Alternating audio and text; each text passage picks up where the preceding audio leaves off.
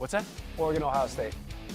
We're going to get to that. We'll do a deeper dive. We're going to get to that. Yeah.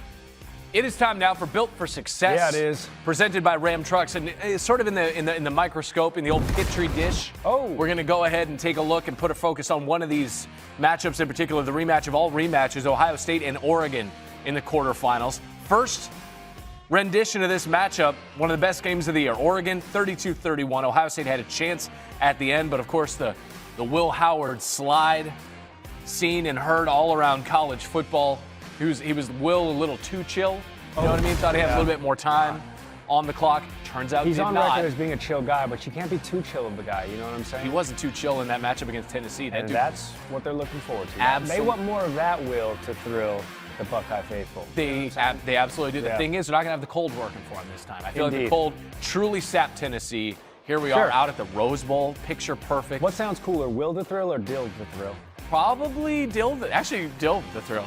Dill the Thrill's pretty sick. Probably Thrill Dill, I think is what they call him. Excuse me? You got to be careful, though. Say that one more time. You got to be careful. It does beg the question, though, as Dillon Gabriel is patrolling the other sideline for Oregon, and you got Will Howard for Ohio State. If you had to pick, if you had to pick one of these guys to lead your offense, who are you going with? If I'm picking just a guy to lead, I'm going with one of the Heisman finalists. In Dillon Gabriel. Sturdy limb. I mean, listen, he's. It's not that I trust the limb not to break. I trust Dillon Gabriel's wings to keep him afloat. All right, if the branch we're floating now. If the branch were to break, Dillon Gabriel, all-time FBS leader in yards and in touchdowns, and yes, Will Howard manufactured a fantastic game in that opening round win against Tennessee, but it was a lot of his playmakers too.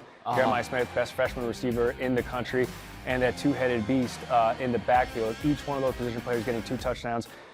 It's very, very rare. It's actually happened only one time in his tenure at Oregon that Dillon Gabriel has not manufactured a touchdown, been responsible for. I just trust him leading an already high-powered Oregon offense that we don't have to say which version are we getting. We've had to say that about Ohio State this year. Yeah. I think in a vacuum, we're going with Gabriel. I think that's the safest skill set. But the hot hand right now is Ohio State. Yeah, that's true. You wonder if Oregon, if the layoff works against them. I think so. You know what I mean? To be perfect, which is obviously they're the only team to run the table so far to get to this point. They've earned that bye, to be sure. And everybody's nicked up this time of the year. I get it. And you get to stay on the left coast. You get to go down to Pasadena and play in the Rose Bowl. But I just feel like college players in particular are players of routine. And I feel like Gabriel especially, you get on time with everything through your game week and through your game prep. You wonder if Ohio State sort of, like you said, they had a game. They came off of that beating by Michigan. Got it out of their mouth quickly. Got it done, and they played pissed off. They played angry. And you wonder if they got hot, if they had the opportunity to get hot while Oregon just stayed stagnant. I don't know, but Gabriel is the answer. These two. So you think Oregon comes out rusty? I do. You think Oregon does not look like the same Oregon that ran the table, deserved and earned this 1 overall seed, and is the remaining only undefeated in FBS? Absolutely. If the bar is perfection, are they gonna? You can't exceed that bar. Coming in against an Ohio State defense that looked so good against Tennessee. But then again, Tennessee quite literally played in the coldest game at kickoff they've ever played in, which was 25 degrees. And listen, it's not balmy this time of year up there in Eugene, right? So yes, they're taking it to Pasadena where weather's not going to be a factor, but Ohio State had every single factor working in their favor. Nico Iamaleava didn't manufacture anything, and these are absolutely opposite contrasting quarterbacks, right? Nico Iamaleava manufactured 100 yards passing. Dillon Gabriel might have that in the first quarter. He could have that. Well, and who's our non-Ashton Genty favorite running back in all of college football? Jordan James. No, I was going to say Dylan Sampson. Oh, okay. And Sampson. I want to talk to Sampson. I want to talk to Sampson. Fly me to the moon. Like, he didn't play in that. He hardly played in that game against Ohio State. So Oregon's going to have its entire weaponry available. I think, they do come out a little rusty. Ohio State has to capitalize. They have to. And Jeremiah Smith's a big part of that. His stat line against Tennessee was insane. 6 grabs over 100 yards, had the touchdown. He also ate against Oregon the first time around. The stat line was 9 grabs, 100 yards, and a touchdown. What do you expect from him? Still just a freshman. Same. In the rematch. He's a 6'3", 250. He's Marvin Harrison Jr. all over again for Ohio State. He's bigger, stronger, faster, and younger than everybody else that he's playing against. I mean, all Will Howard has to do is shoot I know Jeremiah Smith down there somewhere. Just yeet. Yeah. And then more oftentimes than not, Jeremiah Smith going to come down with that football. Yeah. He's going to be the factor for Ohio State in this game because Oregon State has a good rush defense. So whether it's Quishon Junkins or Trevion Henderson, I don't think they find as much success. Each one of those running backs had 10 carries for over 60 yards and 2 touchdowns each against Tennessee, who again, in that environment, they weren't ready for. I think Ohio State quells that, or excuse me, I think Oregon quells the running backs quicker and better and more efficiently than they do. Not just Jeremiah Smith, but Emeka Egbuka had a game against Tennessee as well. He's sort of the forgotten man. It's wide receiver man. They're freaking good. Well, listen, who's the top wide receiver out there in Seattle right now? It's Jackson Smith and that's what I'm saying. And they were all in the same room. It was JSN. It was who'd you just say? Jeremiah Smith. No. Emeka Egbuka. Emeka Egbuka. It was like they were all in the same room at the same time. Marvin Harrison Jr. It was insane. It was an incredible room.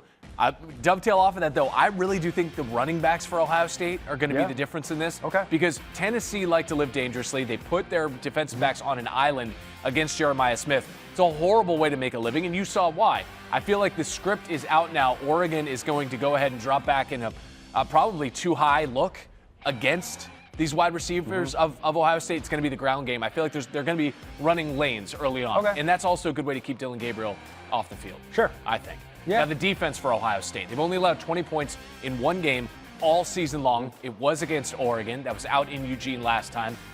Do you anticipate the same? Do you think we see the same result? I think ultimately it's results-based business, but do you see the same result from Oregon against this Ohio State defense? I would normally say, and if we didn't have a recent example to run contrast to this, I would say it is so hard, nearly impossible for elite programs to beat one another, the same team twice in a season. And I would stake my entire claim on that going into this matchup, which means Ohio State would end up besting Oregon. But we saw Texas lose to Georgia twice this season. Yeah. So that sort of runs contrary into the face of that proclamation. So I guess all that to say, am I making my pick right here? Is this my pick right here? Yeah, why not? I'm going Oregon. Okay. I'll pick Oregon. Listen, the 3 weeks could be suspect, and the 3 weeks, if you were banged up, and everybody's banged up this time of year, but there were no integral injuries to a lot of the integral opponents, offensively speaking, for Oregon. Correct me if I'm wrong. So do I see them maybe coming out a little bit slow to start the game? Sure, but also at the same time, youth is wasted on the young, and these young bucks, man, they might come out firing just like they didn't miss a beat. Yeah, I didn't miss a beat. I can see. I'm gonna go Ohio State. You're picking Ohio State. Yeah, I'm gonna go Ohio State. Let's go ahead and mark this down. Hand. I'm gonna play the hot hand. Okay. I think they are, like I said. You scared of Ryan Day? I think. You think Ryan Day can coach up in a big game? We love Dan Lanning. Who do you like better? Dan Lanning or Dan Ryan Day? Dan Lanning. Yes. So I like the quarterback better. You like Will Howard more than Dillon Gabriel? I like Will Howard better Explain for yourself. this system.